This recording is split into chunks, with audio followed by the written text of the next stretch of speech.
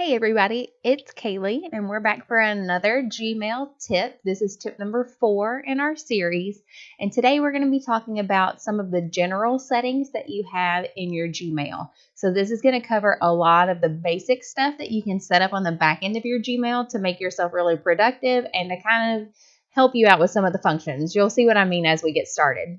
So we're first going to be looking at our inbox. And we're going to be going back into our settings gear. So go to the settings gear, and then you have to click on settings to get to your general settings.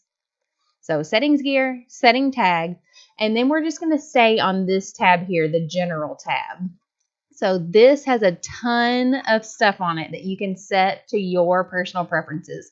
Some of it you don't really have to worry about changing, so we'll just be skipping around through parts of it. But I want to point out the most important things to you that might be really helpful.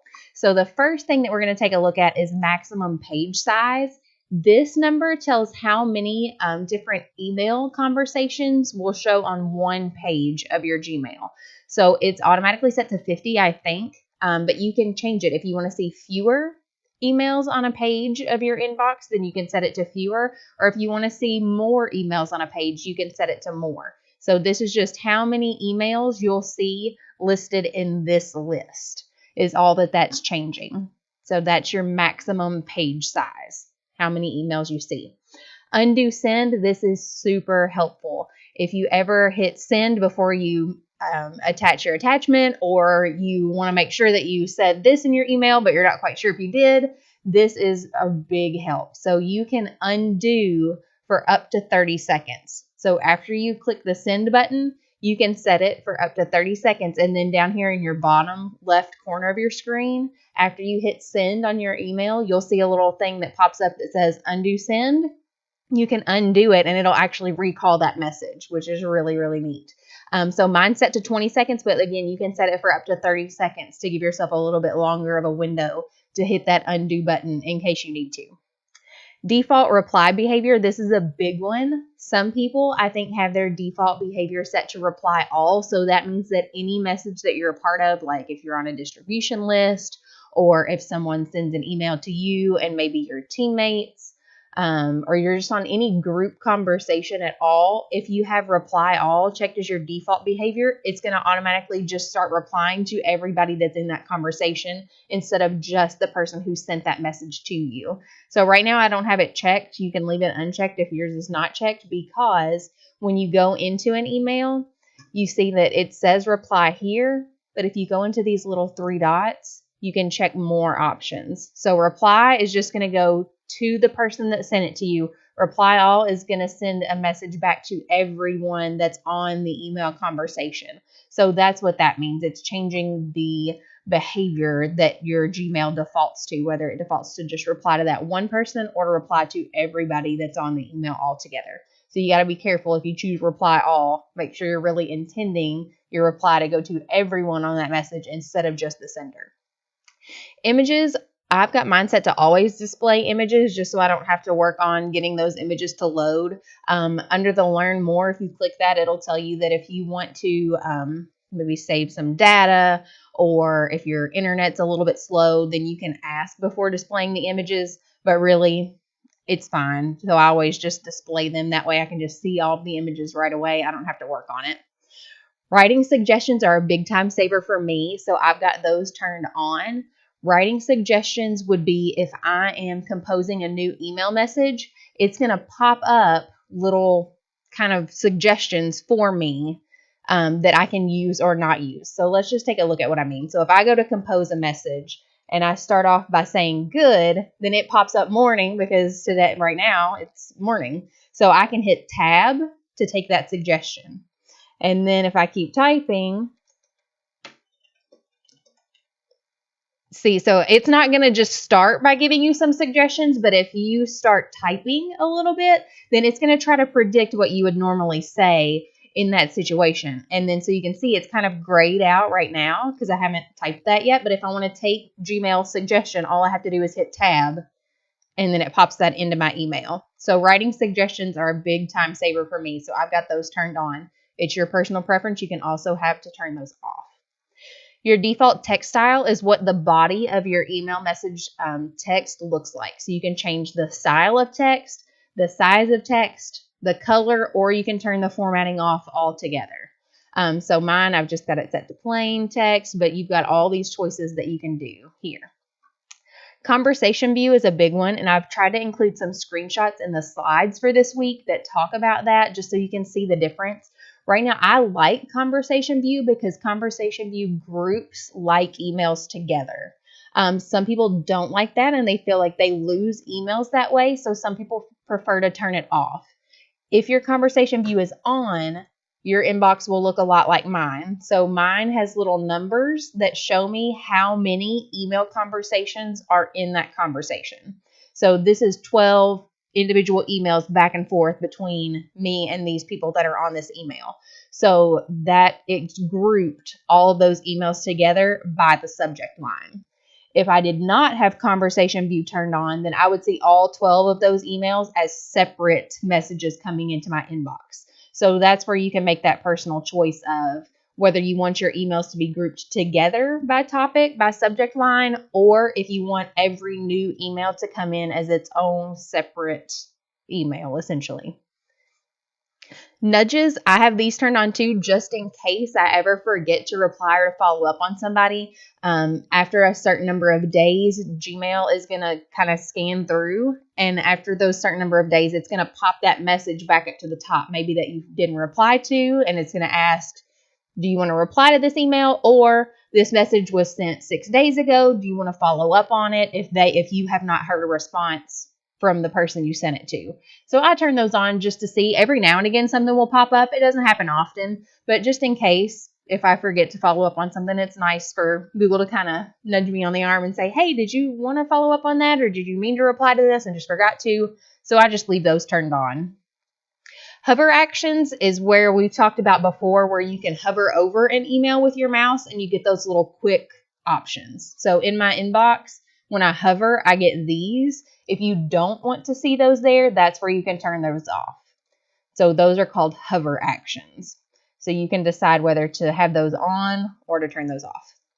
Send and archive is also a big one. So some people have send and archive, the button enabled in their reply to an email feature. So if you send and archive it, as soon as you send your reply to that email, Gmail is going to automatically archive that conversation into your all mail folder. So if you're losing emails and you have no idea why, it's possible that you have that send and archive button enabled. And then as you're replying to emails, Gmail's taking them out of your inbox. So if that's you, you might want to turn that off. I like to just archive my messages when I'm ready to archive them. I don't want anybody to auto archive anything for me because I want to know where my emails are. So I've hidden that button so I don't ever accidentally hit it by mistake. But it's up to you. If you're a kind of person that wants, okay, I've sent it, I'm done with it, archive it for me. I mean, it's still going to be in your all mail. You'll just have to go look for it in your all mail folder if you need to go back and look at it. So you have the option to turn that button on or off. Smart Reply is great too. It's another little time saver. It's almost like those writing suggestions that we talked about before, except this time it's going to give you an option to start a reply to a message. So mine is on, so we can take a look at what that looks like. So let's see, I have this email here. These are the Smart Reply options. So these are things that Gmail thinks that I might like to say to start my reply to this email thread. So if I click sounds good, it's going to automatically reply to everyone on this email list with that message, and then I can add to it if I want to. It's just a way to get you started kind of quickly. That's really the only point to having those smart replies turned on. It's just another little time saver trick that Gmail tries to put on there for you. So that's your smart reply feature. Your preview pane, so when you click on an email, this is how many seconds it takes for Gmail to mark that you have read that item. So you can have it set to anywhere from immediately, as soon as you click it, it's marked as read, or never. You have to mark it as read yourself if you want it to be that way. And you've got anything in between. Mine's automatically set to 3 seconds, just because I figure if I've clicked on an email and it's been more than 3 seconds, it's probably okay that it's marked as open. And you can always go back and mark it as unread like we talked about before if you need to. That's just your standard how many seconds it takes to mark it as read. If you want desktop notifications, you can enable those. So when you get a new email in your inbox, a little notification will pop up on your desktop kind of down in the corner to say that you've got a new email. We've already talked about stars before. So remember, you can just drag up or drag down the stars that you want to use. Keyboard shortcuts, if you're a big keyboard shortcut fan, you can turn those on here. And then you can learn more, and it'll give you a list of all the different keyboard shortcuts that you can use with your Gmail. So if you love keyboard shortcuts, you can turn those on here. Button labels, so I've got mine turned on to icons just because I think it looks a little bit nicer because I basically know what all the little icons mean. But if you're one of the people that this is all kind of new to you and you kind of sometimes wonder what the little button icons mean, you can change them to text. So what that does, if I'm looking at my inbox, if I select a message, instead of getting all of these little buttons up here, it would show me text instead of those little buttons. So that's where you can change that. It's your icon or text view for your buttons right there. A picture, I always like to go ahead and put an actual picture of me on there just because I'm so transient between buildings, sort of. I'm in and out all the time. So I like for people to see my face and know, oh yeah, I've seen your picture. Okay, it's good to finally meet you in person.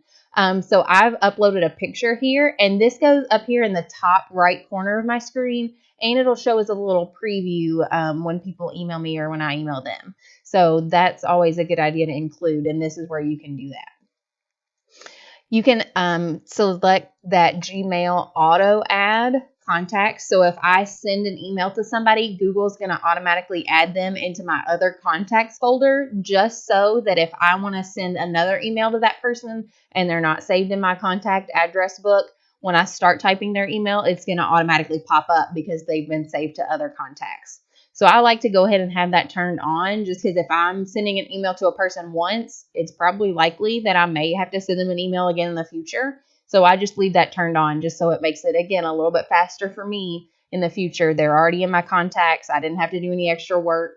I can just start typing their name, and then I can hit tab to auto-complete their email when it pops up. If you don't like that,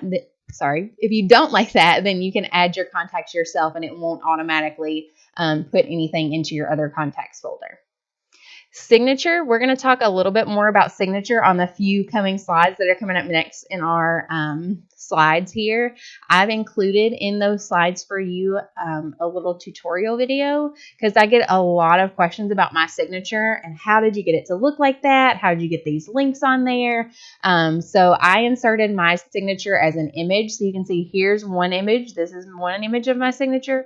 This is the second image. And then all of these down here are individual images, so that I could link those images to my actual website, my Facebook page, my Twitter, and then my Let's Meet form that I have for you all to fill out if you ever want to request a meeting with me. So I've used this little link feature to link those pictures to those different web addresses. So I've included for you a second video tutorial in those slides that talks about how to save your signature as an image, how to put it in your email signature. And then I also did a second short video tutorial on how to get an email signature on your phone too, because I know some people are on the road a lot. They're sending emails from their phone. So it's always nice to kind of have the same or at least a similar signature in your email when you're sending it from a mobile device as well. So typically with your signature, you want to at least include your name, maybe your school, your grade level or your position, a phone number if you have one. I don't have a desk phone, so I don't have a phone number on mine, but a phone number where you can be reached. You might want to include links, like if you have a classroom Facebook page or some sort of social media, maybe a Twitter handle that you use. If you have a teacher website or even your grade level or maybe the BCPS website, you can include those. Any badges or certifications that you have, you can include those as well. So really it's up to you. But it's always nice to have some sort of signature just so that so people know who you are. I also included my picture in my signature, again, just so that people see my face, they know who I am, even if I'm not in their building all the time. Gmail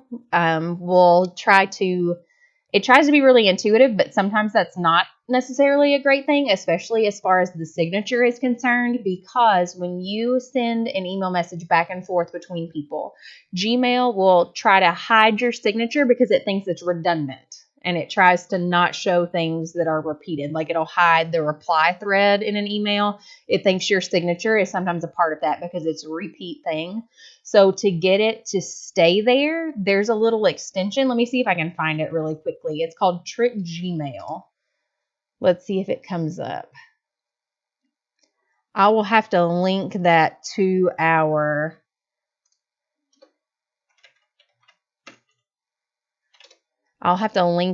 slide. Here it is.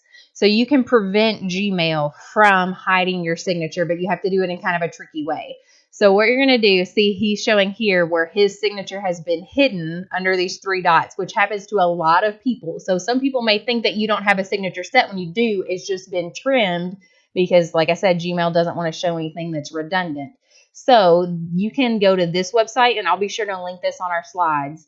You can go to this website and it'll add a little bookmark to your bookmarks bar. And when you're composing an email, all you have to do is go up to your bookmarks bar and hit the Trick Gmail button. And it's going to pop up some little small text at the bottom of your email just to make Gmail think, oh, that's not redundant. That's a new email. It'll pop up this little light gray reference number, which you may have noticed or may not have noticed on my emails. But just because this number is different and unique, Gmail doesn't hide your signature anymore. So there's the Trick Gmail button. So that is how you can always show your signature if you think yours is maybe being cut off. You can also check here and it will try to override that. But again, I like to have that Trick Gmail bookmark as a backup. Personal level indicators, I don't have those turned on. It can show little arrows for messages that are sent only to you. That doesn't really matter to me, but it might help you be a little more organized in your email. So you have the option to turn on these little arrow indicators for messages that are sent to your address or sent only to you instead of a group.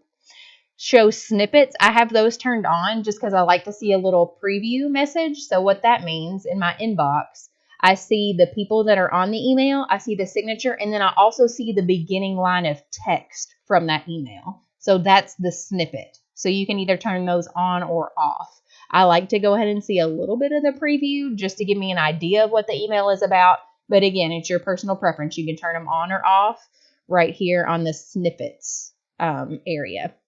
The last thing in your general settings is your vacation responder. So I like to use this a lot if I'm going to be out of the district or out of the building for whatever reason, because my position is mobile. It's not really in a building. I like for people to know if I'm out. That way they can expect maybe a little bit longer of a response time than normal. So you can set your dates that you're going to be out, to the day to begin it on, the day to end it on, the subject of your message that's going to automatically reply to people, and then the message that you'd like to include. You can also select here if you want to only send this reply to people in your contacts or only send it to people in your organization. So that way if somebody outside of the district sends you an email, they're not going to get this automated response, but anybody in our district will get the response that says, hey, I'm out. I'll get back with you as soon as I can. So that's just going to send, if you get any email into your inbox while your vacation responder is on and the dates are active, then it's going to automatically reply to that person with whatever message you put in this box. So it's just a good idea. If you're going to be out, you want people to know, you can set it and it will automatically go on and off at these dates. So you can see mine's turned on, but right now it's not active because I set it to turn off on February the 8th. Any changes that you make on this page, please be sure to hit save. Even though Gmail is a Google product, anytime you mess with the settings of something in your Gmail, you're going to have to hit the save button. So hopefully this has been helpful. I'll be sure to get everything that we talked about linked to the slides. And if you have any questions, don't hesitate to reach out. And we'll see you next time, guys. Have a good day.